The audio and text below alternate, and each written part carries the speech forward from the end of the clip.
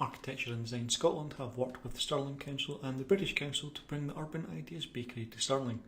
An Ideas Bakery engages innovative local community members and international experts to bake urban ideas, turn them into practical solutions and try to improve the quality of life in the city. In this short video we will be speaking to 5 of the bakers who took part to get their views on the process, experts coming to Stirling and on the Stirling itself. The city, which is very beautiful, and I also think that this kind of small cities, they benefit from their compact size, because sometimes you need less interventions to the city to reach an effect. The project I brought here was Street Blog.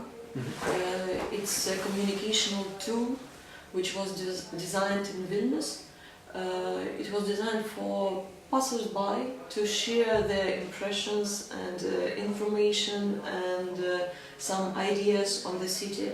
As far this project was very successful in Lithuania, and it started migrating from town to town and attracted a lot of attention from the passers-by. I thought that it would be a good idea to bring it to Stirling and to encourage people to communicate through Street Blog. Street Blog is an interactive object, but also it is connected to some website where all the messages which were left by passers-by appear after some time. So every passerby can get his or her feedback on website bakery, and it's very inspiring in sense of active interaction between local authorities who are very interested in activating urban space, and from other parts those bakers who come here with their ideas. So it was very inspiring in that sense. I had a great blast. I feel that I can contribute, and that it's important to discuss different issues in the city with actors from different places with different backgrounds. So I really feel that this is important, especially when focusing on how a town can become better in the future. I feel that I understand why people is talking so warm about Scotland. I think Stirling is a kind of romantic little city, and I'm looking forward to coming back.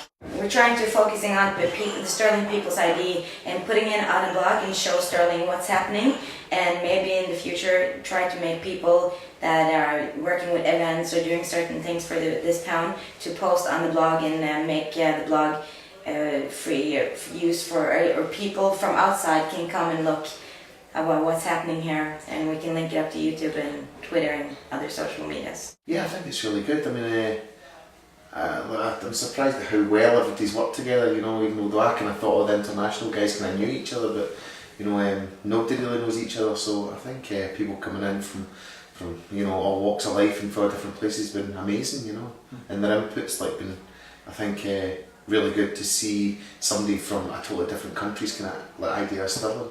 Short term has been kind of like just seeing how quickly we could go out there and gather information from people in Stirling, or how quickly we can actually kind of put information out there to people in Stirling, you know, and you know that's going to happen in different ways, whether it's actually approaching people in the street or it's also going to kind of involve blogs and Twitters and different things like that, you know. I'm really just here to try and make a difference within my community, and for somebody at my age as well to have a big interest and try and have something like that. I have to, it's quite hard, but also I can give a really good perspective people my age and that as well. So within the community I can show you where they're going to be and if they're going to affect anything. Most people have got the mentality of, like, you see a young pet, like a group of young people in the street, they're going to be trouble, so they won't go near that area, when it could be the complete opposite, where they could be the nicest folk in the world. Hoping that you can make Stirling more of a, connect Stirling up, rather than it just being castle, no man's land, centre and fourth side to what's happening with it now. Because you try and connect Stirling, because just that kind of sense, and just build up a sense of community of what is Stirling and what we can do, make it maybe a bit more family orientated, so we can bring more people in to see Stirling for what it is, rather than just castle in town centre. It's been good because they've had that outside view, it's like, because I've grew up here, everything's just, it's fine, it's him. It's like, I think the biggest one I found weird was the train station one. Like, you come up to the train station, you see the backs of walls. Like, when I come up to the train station, I just see, oh yeah, back's done. We're working on something called at the moment creative spaces.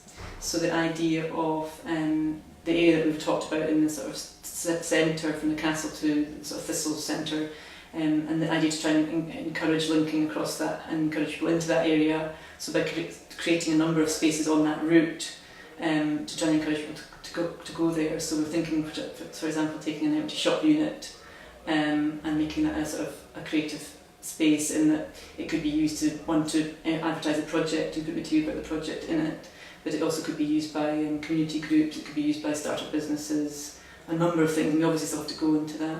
We're also looking at one of the green spaces on that route in Baker Street and whether that can be improved, whether that could be used to have some activities in it, even seasonally, and the idea that ultimately might be a calendar of creative events that would link all these things together and something at the top of the town as well. I think it's been really, I do think it's been very good. I mean, you go to a lot of workshops, conferences and things, and I think the sort of the sort of activity element and the fact that we're here around to try to produce something, I think it's a different model. I don't think I've been to anything like that before, and I think that's a very good model. I think the kind of collective of people has been very interesting because we have got a really broad range, and often you go to something and there's certain groups of people, so the business community, the planning community, for example, whereas this, you really got a mixture of people.